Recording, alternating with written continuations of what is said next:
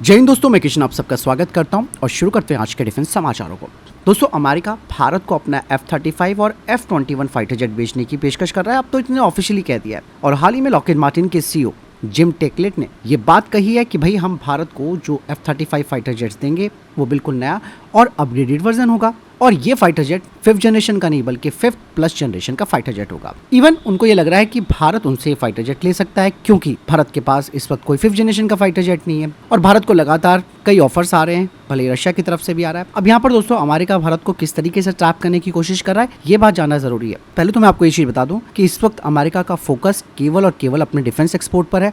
उसे पता है कि भैया इससे उसको ज्यादा कमाई हो सकती है और दो देशों के बीच जंग लड़ाकर उसको मुनाफा कमाने की एक पुरानी आदत लगी पड़ी है। वैसे भी ऑलरेडी F-35 दुनिया का सबसे एडवांस स्टेल्थ फाइटर जेट तो है ही, लेकिन जो नई चीजें इसमें जोड़ी जा रही है यानी कि नई टेक्नोलॉजी इसमें अपग्रेड की जा रही है वो है नया रडार और इंफ्रारेड अवशोषित करने वाले कोटिंग्स। इंजन के इनलेट आउटलेट डिजाइन में बदलाव किया जाएगा। इसके अलावा इस फाइटर जेट का बेहतर इलेक्ट्रॉनिक वॉरफेयर सिस्टम किया जाएगा। तेज और सुरक्षित नेटवर्क और ऑटोमेशन होगा। यहाँ पर F-35 की जो सबसे खास बात होने वाली है वो ये है कि ये पायलट ऑप्शनल ऑपरेशन कर सकता है, मतलब बिना पायलट के आगे भविष्य में ये फाइटर जेट उड़ सकता है। मतलब साफ है कि इस नए वेरिएंट के अंदर कम से कम 80% ऐसे फीचर्स होंगे जो कि 6th जनरेशन के लगे होंगे और साथ ही ये भारत को आधी कीमतों में मिलेगा। अब मैं आपको बताता हूँ कि अमेरिका हमें कैसे ट्रैप कर रहा है। दरअसल लॉकहीड मार्टिन केवल F-35 नहीं बल्कि F-21 दोनों की पेशकश क्यों कर रहा है पता है? रीजन अमेरिका क्या बता रहा है कि भाई अगर भारत उनसे F-21 खरीद देता है जो कि एक F-16 का एक अपग्रेडेड वेरिएंट है, उसे वो भारतीय स्टैंडर्ड में बदल देगा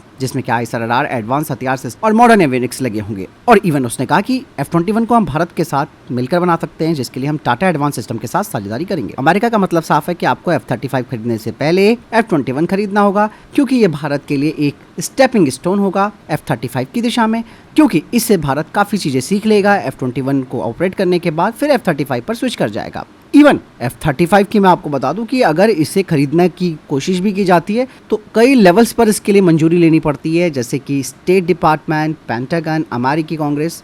और ये ऑफर स्पेशली भारत के लिए तो है ही, लेकिन इवन वो मिडिल ईस्ट में भी अपनी इस पेशकश को कर रहा है। तो बात साफ हो जाती है, इस F-35 को लेना है या नहीं लेना है। और अगर हम लें तो फिर हमें F-21 पहले खरीदना पड़ेगा। तो ये पूरा गेम आप समझ लीजिए कि अमेरिका पूरी तरीके से भारत को अपने पाले में डालने की कोशिश कर रहा है। कारण साफ है, हमारे पास अपना खुद का 5th जनरेशन फाइटर जेट नहीं है, लेकिन AMC को लेकर जिस हिसाब से अब स्पीड बढ़ रही है वो अब इन लोगों को टेंशन में ये डाल रही है कि कहीं अगर भारत का AMC फाइटर जेट आ गया तो फिर तो उनकी सबसे बड़ी मार्केट उनके हाथ से निकल जाएगी। फिलहाल इस बारे में आपकी क्या राय है मुझे कमेंट सेक्शन में लिखकर जरूर बताइएगा।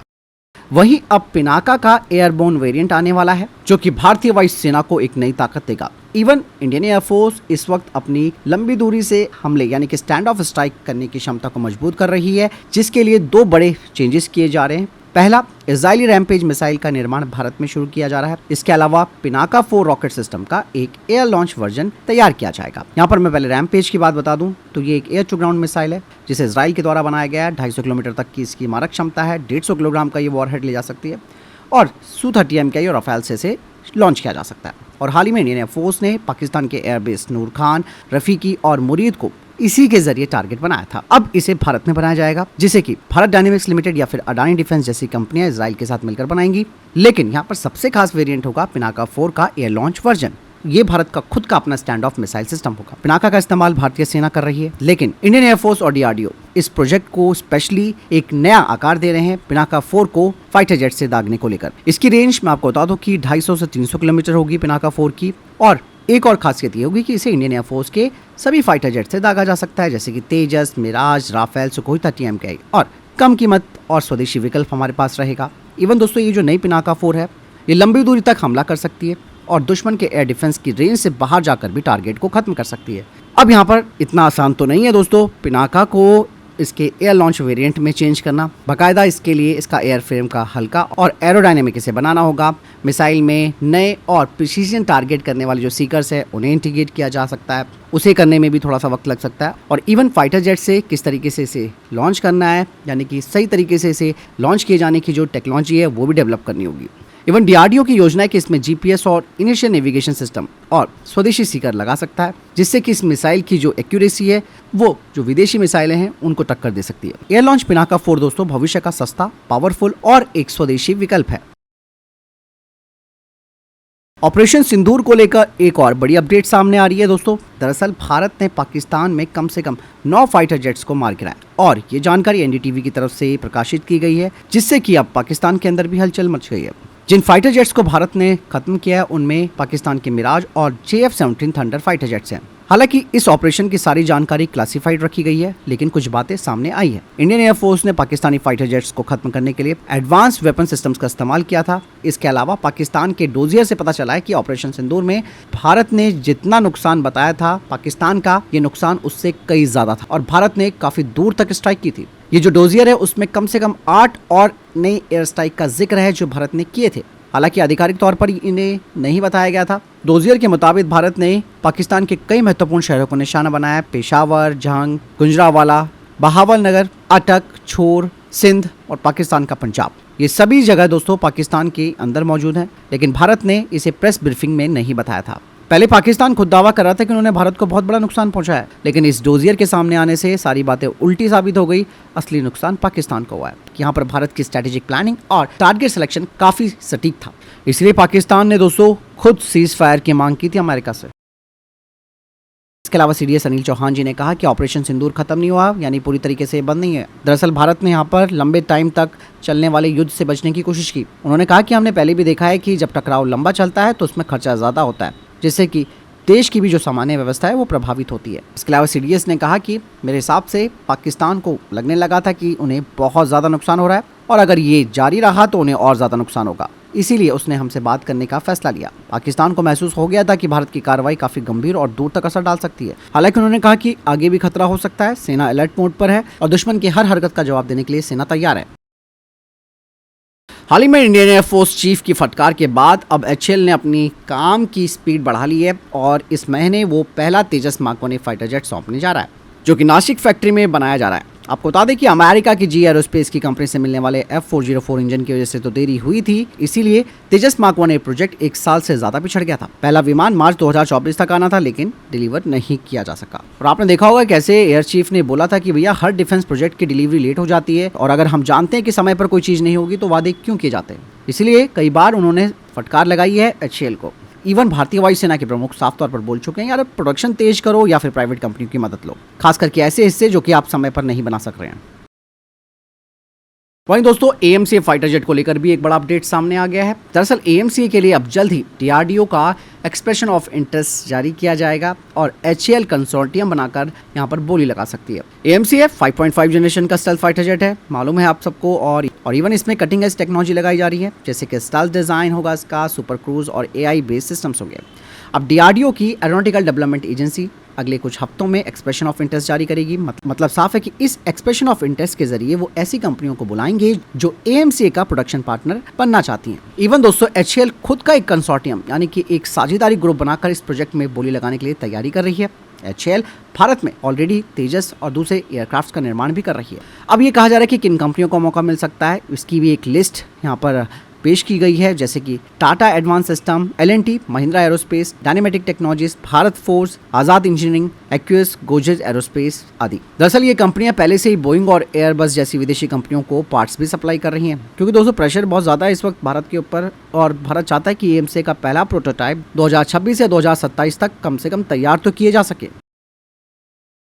वहीं दोस्तों BrahMos NG submarine launch cruise missile तैयार की जा रही है। इसका बहुत ही जल्दी परीक्षण किया जाएगा। ये मिसाइल खास तौर से भारत के आने वाली आधुनिक सबमरीन्स के लिए तैयार की जा रही है, खास करके प्रोजेक्ट 75I के लिए। दोस्तों यहाँ पर ब्रह्मोस का जो सबमरीन लॉन्च वेरिएंट है वो ब्रह्मोस NG एयर वर्जन पर बेस्ड होगा, जिन्हें की फाइटर जेट्स के लिए बनाया जा रहा है। कहा जा रहा है कि इस सबमरीन लॉन्च क्रूज मिसाइल को 533 mm टॉर्पीडो ट्यूब से दागा जा सकता है। मतलब साफ है कि ये किसी भी आधुनिक सबमरीन्स में फिट हो सकती है। रेंज 400 से 600 किलोमीटर हो सकती है। स्पीड मैक 3.5 से ज्यादा होगी। वजन 1.5 टन के आसपास बताया जा रहा है और ये जो सबमरीन लॉन्च वेरिएंट है वो जमीन और समुद्र दोनों पर निशाना लगा सकती है। इवन छिपकर हमला करने की क्षमता भी इसमें है।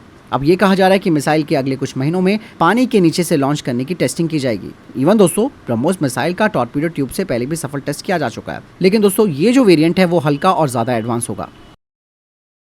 दोस्तों पाकिस्तान अब चाइना से HQ-19 खरीदने को लेकर बातचीत कर रहा है, क्योंकि हाल ही में ऑपरेशन सिंदूर में जो नुकसान उसको हुआ है उसकी भरपाई वो नहीं कर पा रहा है। क्योंकि भारतीय मिसाइलों की स्ट्राइक की वजह से पाकिस्तान के कई सैन्य ठिकाने खत्म हो गए थे। इसीलिए वो चाइना के advance air defence system HQ-19 को खरीदने को लेकर बात कर रहा है। HQ-19 जो कि एक advance air defence missile system माना जाता है।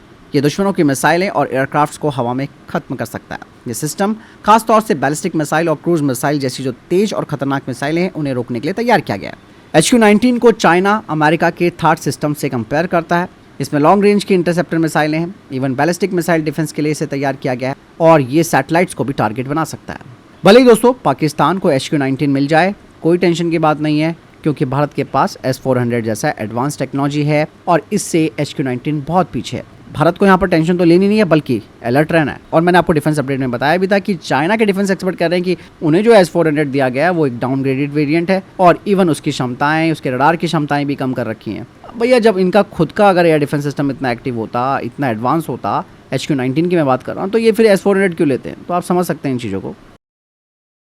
वहीं दोस्तों पाकिस्तान के ही एक डिफेंस एक्सपर्ट ने पाकिस्तान की एक बड़ी पोल खोल दी है। पाकिस्तान के डिफेंस एक्सपर्ट इम्तियाज गुल ने कहा कि रावलपिंडी का नूर खान एयरबेस अमेरिका के कंट्रोल में है। इवन यहाँ पर पाकिस्तानी आर्मी के ऑफिसरों को भी दखल देने की इजाजत नहीं है। और इस खबर के आउट होने से पाकिस्तान के अंदर भी काफी हलचल मच गई है, क्योंकि ये बात केवल पाकिस्तानियों तक ही सीमित थी और इम्तियाज गुल ने इन्हें पूरी तरीके से एक्सपोज कर दिया है। उन्होंने साफ तौर पर बोला कि इस एयरबेस पर पाकिस्तानियों को कोई कंट्रोल नहीं है और इवन यहाँ पर कई बार अमेरिका के कार्गो एयरक्राफ्ट उतरते हैं और क्या उनमें से अंदर जाता है, क्या ये लोग लेकर आते हैं, इस बारे में कोई जानकारी नहीं है। लेकिन एक बार एक पाकिस्तानी अधिकारी ने ये कोशिश करी कि भैया ये क्या चीज़ें हैं जो आप यहाँ पर लेके आ रहे हो, तो तुरंत अमेरिकी सेना के एक ऑफिसर ने बंदूक तान दी थी उसकी खोपड़ी के ऊपर पाकिस्तानी अफसर के कि तुम ये पूछने वाले कौन होते हो।